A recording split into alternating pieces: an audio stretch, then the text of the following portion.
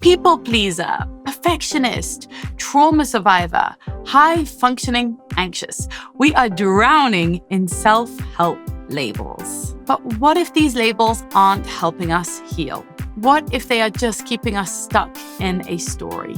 In this video, I'm going to unpack 5 common therapeutic labels that we tend to put on ourselves as people, as women, as mothers and wives, and I'm going to show you what to reclaim instead so that you can move forward with strength, not with constant self-diagnosis. So if we haven't met yet, welcome. I'm the founder of HiFam. I'm the mother of 5, and my mission here is to help you to love parenting and to parent from love, to create family bliss. And we talk about how to create a strong family culture, how to build mental toughness, how to become a resilient parent, and what are the values and the belief systems that you want to pass on to the future generation, to your children.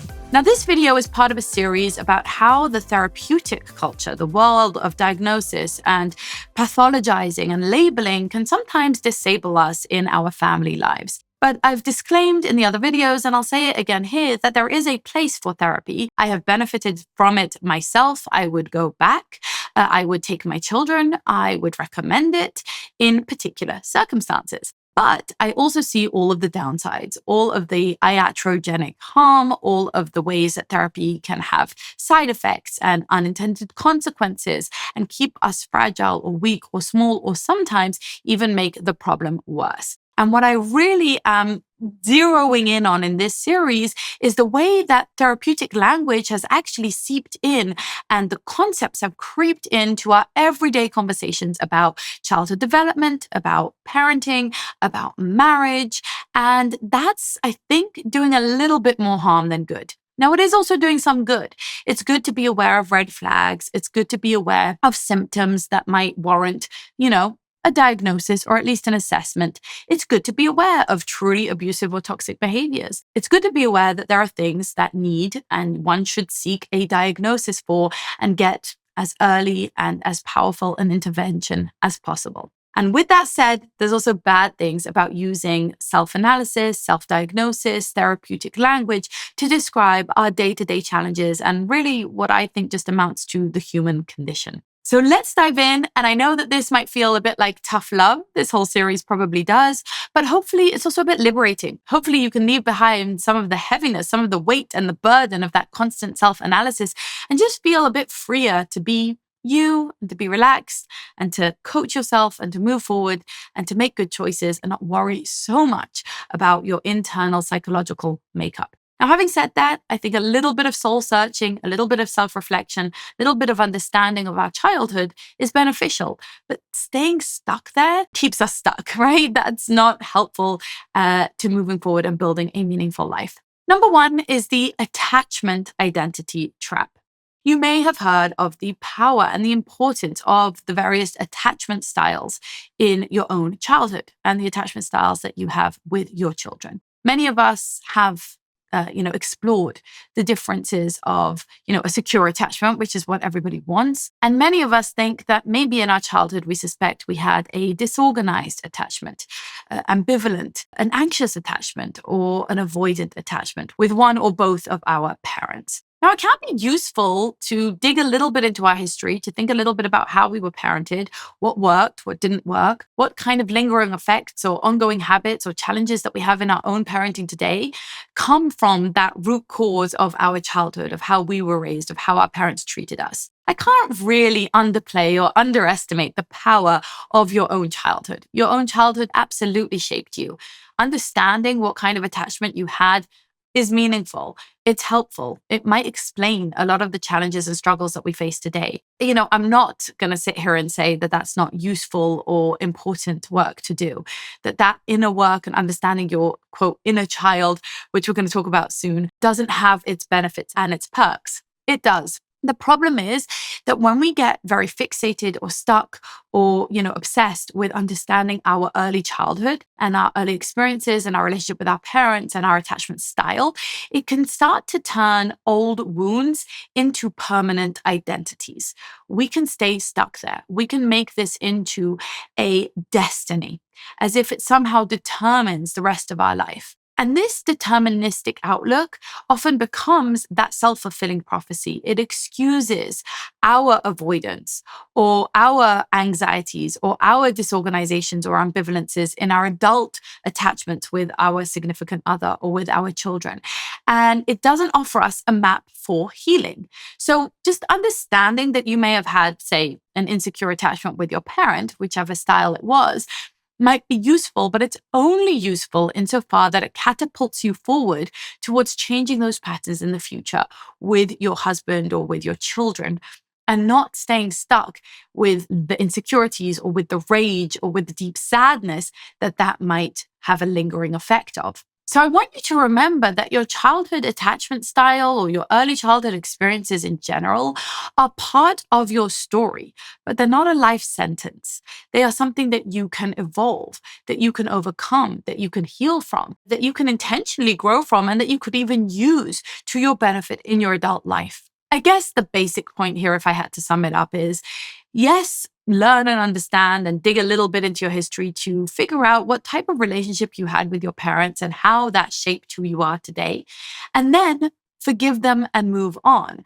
Find ways to overcome, learn new communication skills, learn how to embrace real, true intimacy, how to build trust. I know it's easier said than done, but also it doesn't need to take decades and decades of psychoanalysis and soul searching. It's also not that hard. It's possible. A lot of people do it. A lot of people come from difficult childhoods and they grow up to have stable, secure, beautiful marriages and amazing relationships with their own kids, with themselves, and with their communities. And so, whilst I'm not dismissing those challenges, I do want to say that they should not define you. They should not be a life sentence. They should not be a stain or some kind of Cain's mark that stays with you for the rest of your life and that makes you feel like it's an excuse why you're being held back, why you can't, why your capacity for, emotional challenges or stress or anxiety is smaller than other people's. No, you can grow that capacity. You can strengthen your mindset. You can learn to coach yourself to overcome. You can learn to talk back to your cognitive fallacies, to your skewed approaches, to your sensitivities and insecurities, and grow and bolster and thicken your skin and your skills. And as a parent, you really need to. You need to learn what a secure attachment looks like. You need to learn what it looks like to be able to trust someone, to offer real intimacy to them, to see them through positive eyes, to be there for them through thick and thin, to lean on them and accept help from them in a reciprocal relationship, to communicate maybe feedback or constructive criticism in a way that they can hear it, to accept feedback and constructive criticism and not see it as an attack, right? To lower your defenses and to build a secure attachment with your partner and with your children today. Number 2 is the inner work overload. This is a therapeutic language that has seeped into our day-to-day conversations about us as adults that I think does a little bit of good and quite a bit of harm. This is the work that you see through spiritual accounts and sometimes PhDs of psychology and gurus and parenting experts online all the time who talk about inner child work, reparenting yourself, or shadow work. This is that kind of spiritual manifesting, sometimes woo-woo, sometimes more evidence-based and psychological approach to, again, soul-searching, archaeological digs into our history, understanding what we've been through, what has happened to us, why our inner child is getting triggered today. And whilst, again, I think there's a place for that, it's good to understand that what triggers you today with your own partner and children is likely a reflection of historical wounds, of things that you went through in childhood, of things that you witnessed, of ways that you were treated. And that's useful. It's also sometimes a never-ending project.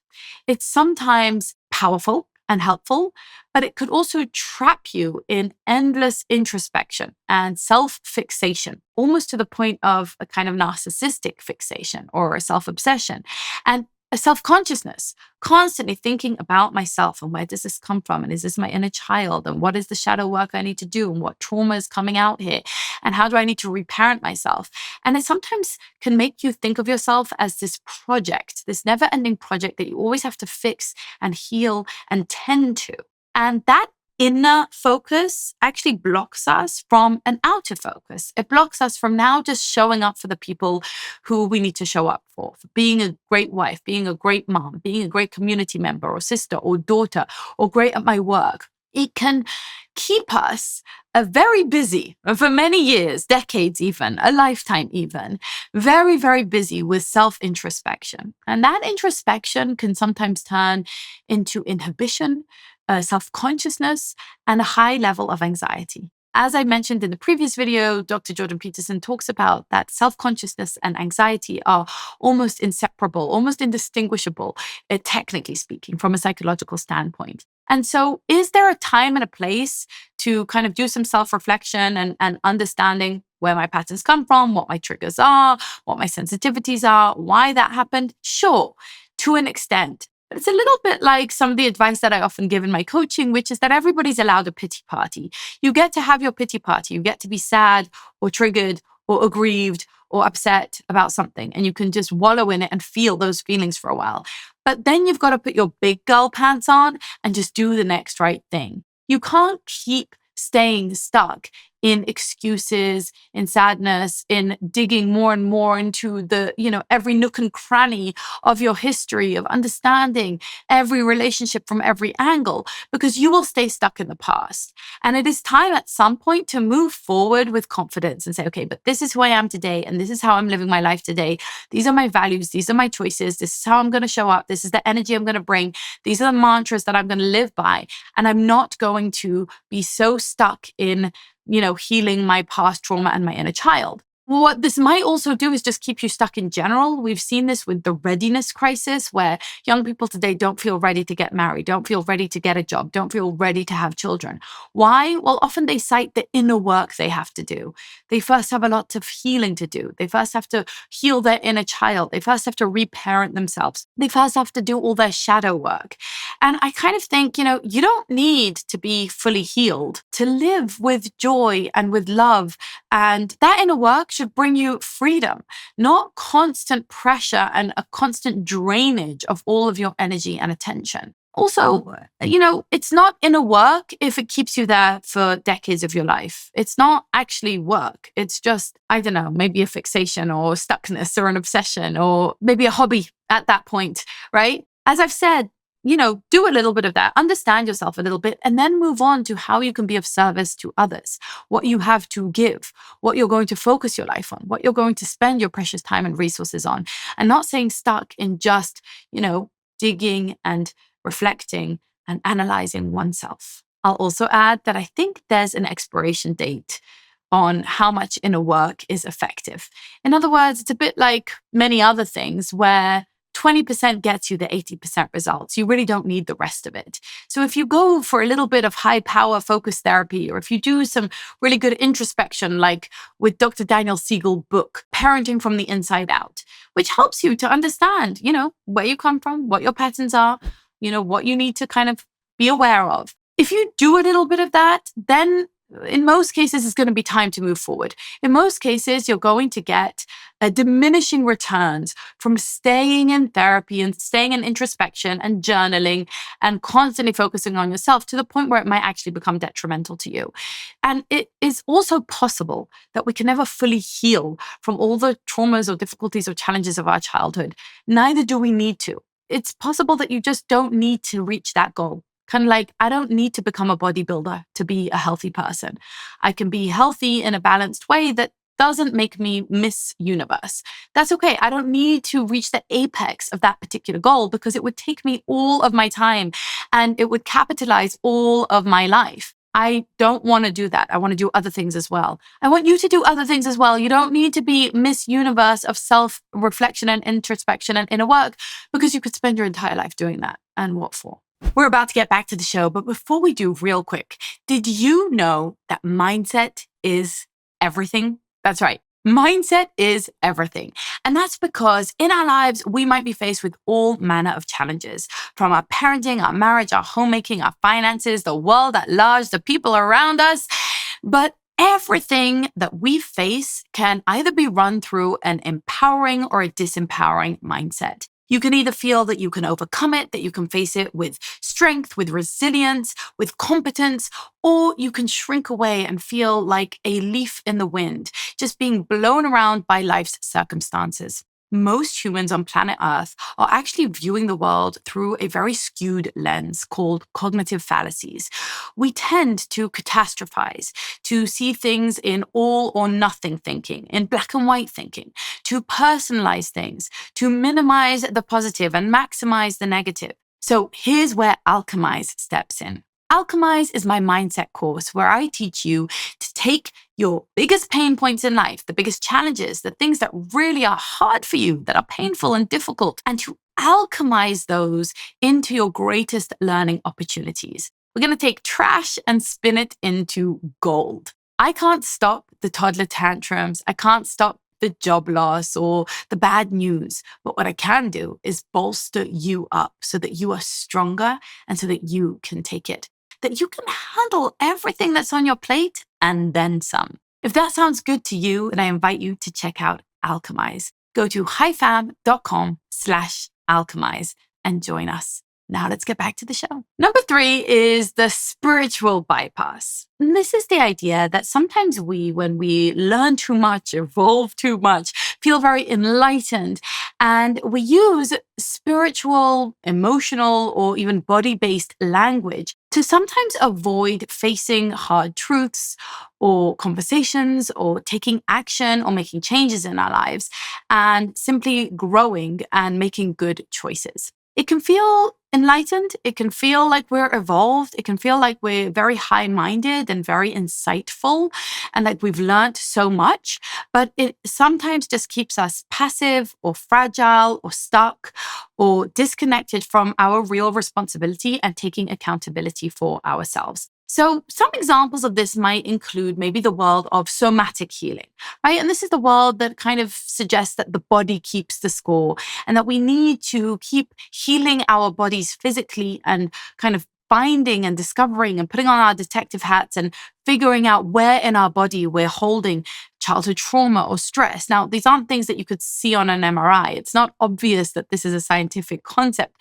but there is, I think, definitely a very strong and powerful mind-body connection. I certainly feel that myself, that when you are thinking things in a certain way, it often manifests in physical symptoms, right? If you're very, very nervous, you might get nauseous, or if you're very angry, you're going to have heart palpitations and that kind of thing. That all I feel and I believe is real, my opinion. But I think it can be taken so far that rather than just moving on with our lives and making our next choices, we're very focused on body work and on healing and on searching for those vague, nondescript childhood traumas that are hidden somewhere in our body in a way that can't really be defined or mapped out.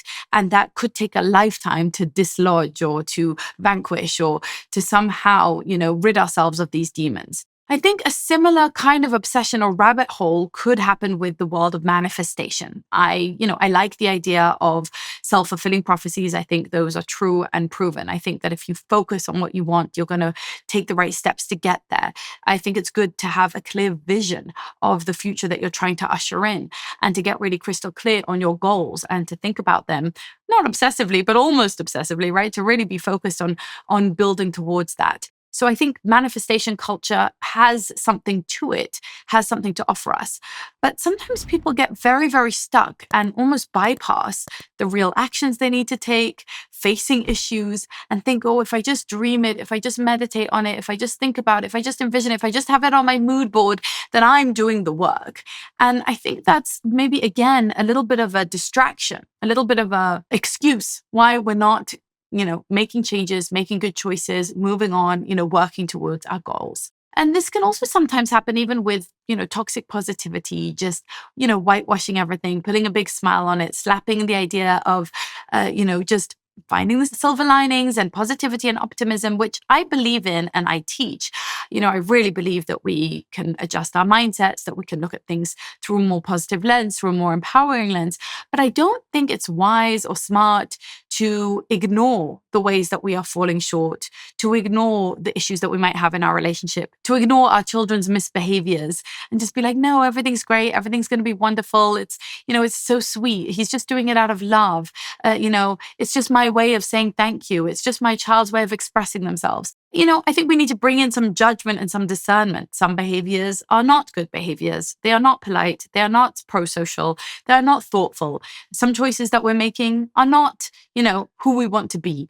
And that kind of toxic positivity, I think, can be a problem and a spiritual bypass. I think some of these modems of like nervous system regulation, somatic work, manifestation, they kind of put the locus of control outside of us.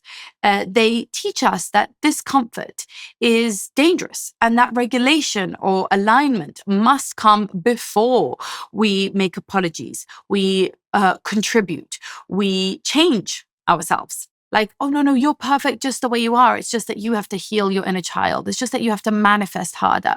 It's just that your nervous system is dysregulated because of your mom and your dad and, the president. And it can sometimes lead us to excuse bad behaviors, right? Like we say, oh, I wasn't regulated. It was my nervous system.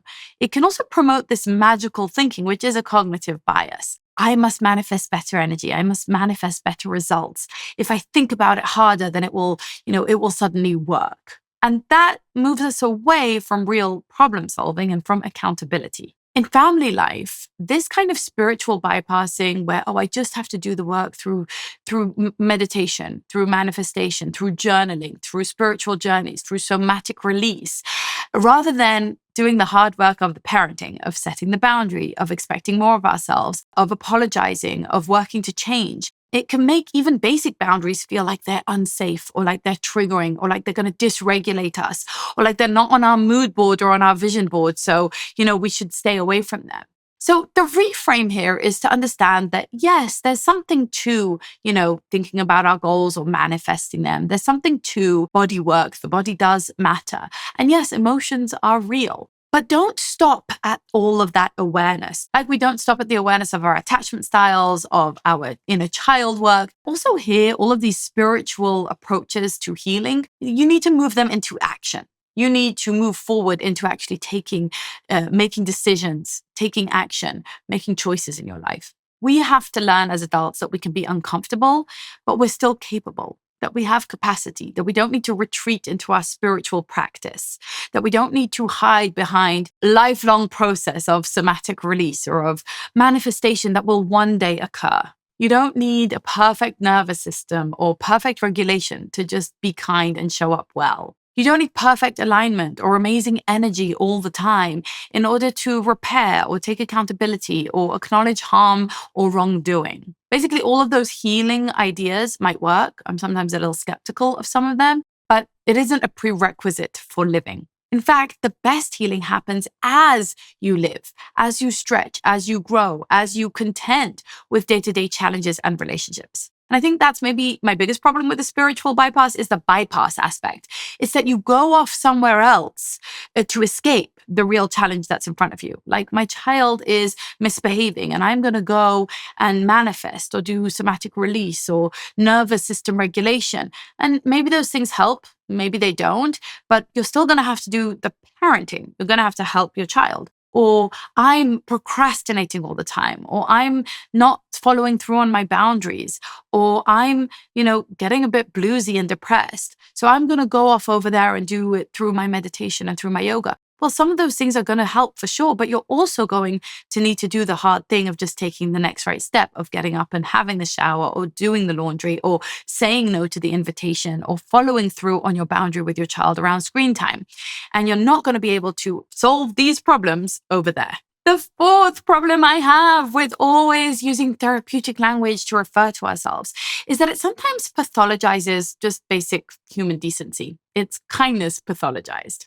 What often happens when we talk about ourselves and analyze ourselves through therapeutic language and diagnostic language is that we call things like connection a dysfunction.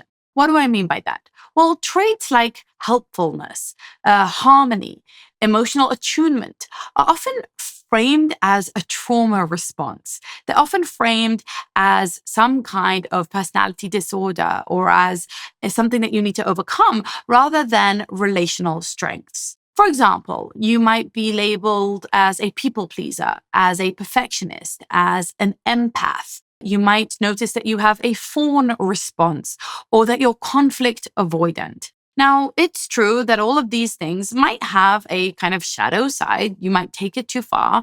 Perfectionism can be disabling.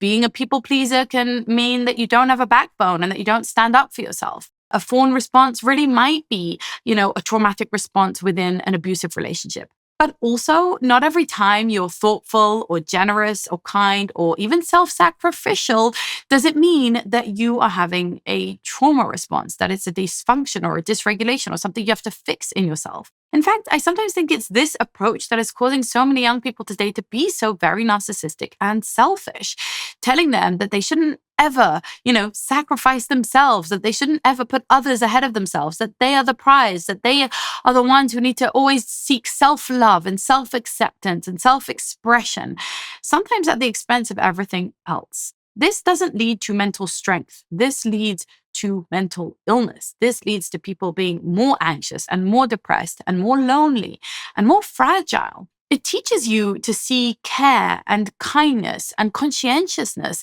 as signs that something is actually wrong with you. Instead of developing boundaries with warmth, right, high expectations and high support, it teaches you to shut down parts of yourself so that you can avoid, God forbid, being codependent.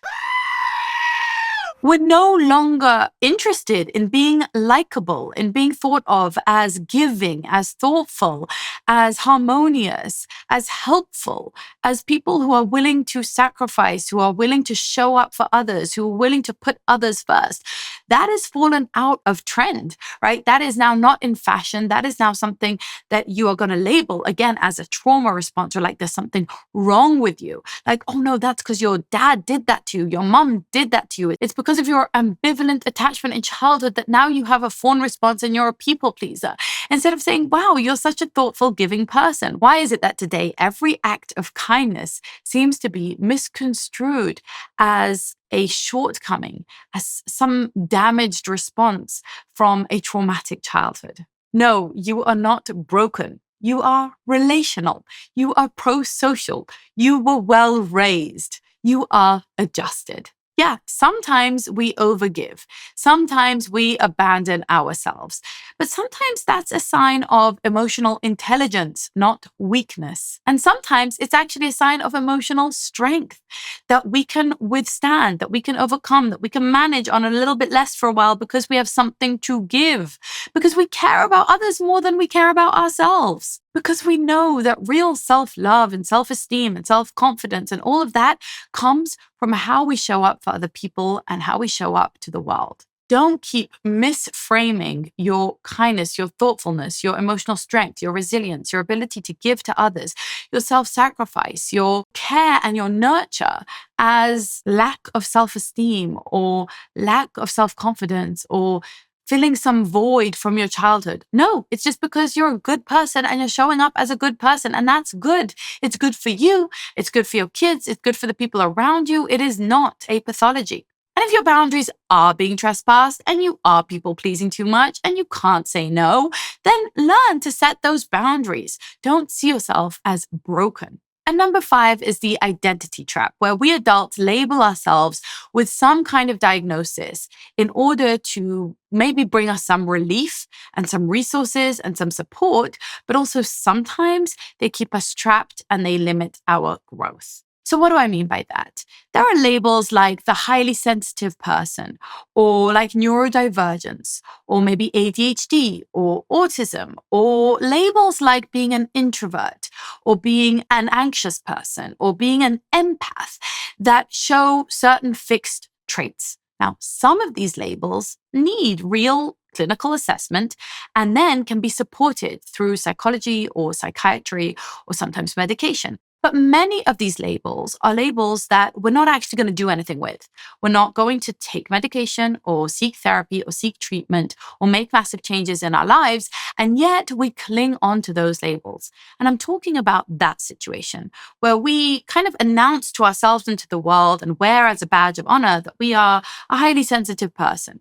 And that type of label can sometimes just limit our growth. These labels can bring that huge relief that we discussed, especially if you felt misunderstood all your life and suddenly things fall into place and make sense and you can get the help that you've always needed.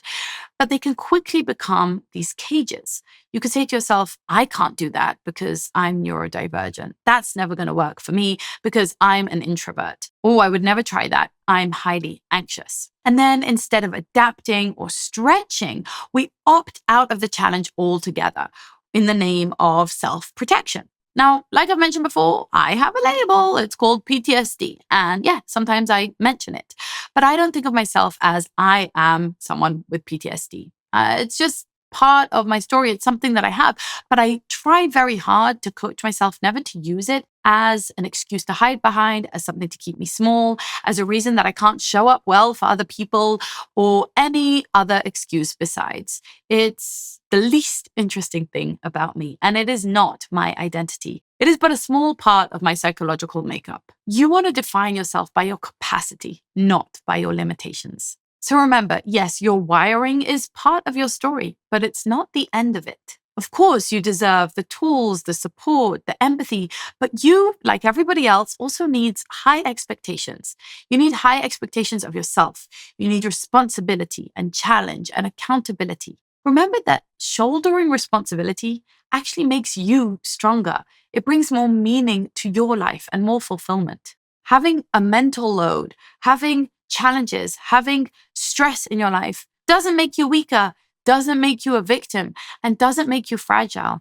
In fact, it means you have things worth getting up for, people who depend on you, meaningful purpose in your life. And these labels, if they're not helping you reach that goal, then just drop them like a hot potato. You can support your particular design, physical, spiritual, and mental, without shrinking your potential. In conclusion, I think overdiagnostics, pathologizing, therapy talk, and even some of the therapeutic models that we think of as just day-to-day, run-of-the-mill stuff might sometimes be shrinking us and holding us back. Might sometimes be keeping you thinking of yourself more like a patient or a victim than someone who's empowered, who has agency and authority over their own lives. You are the author. You are the director of the show. You are the captain of the ship.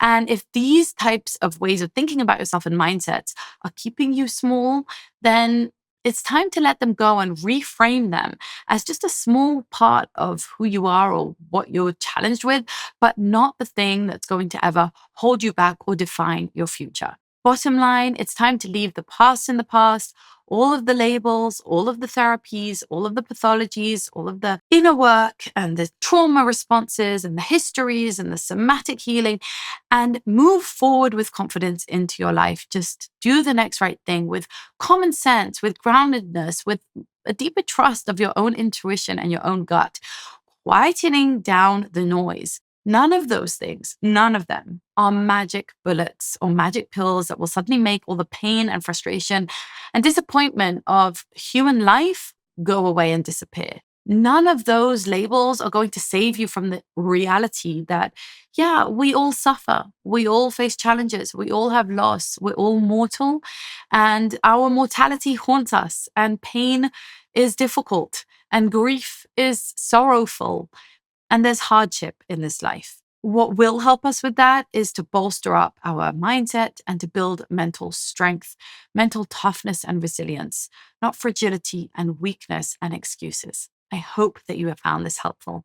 In the next video, we're going to dive into how the therapeutic language is also harming our marriages and what we can do about that. I hope you find that interesting and enlightening. Let's get to it in the next video. Meanwhile, let me know below which point here spoke to you the most. Was there something you vehemently disagreed with? Or did you find yourself nodding with some trepidation? Or maybe furiously nodding in agreement? Either way, I would love to hear from you. As long as you keep it respectful, let me know in the comments below what your thoughts are and what you would like me to address next. Keep on living that high fam life. Make sure you're subscribed to the channel and share this with anyone who you think might find it interesting. Can't wait to see you in the next video.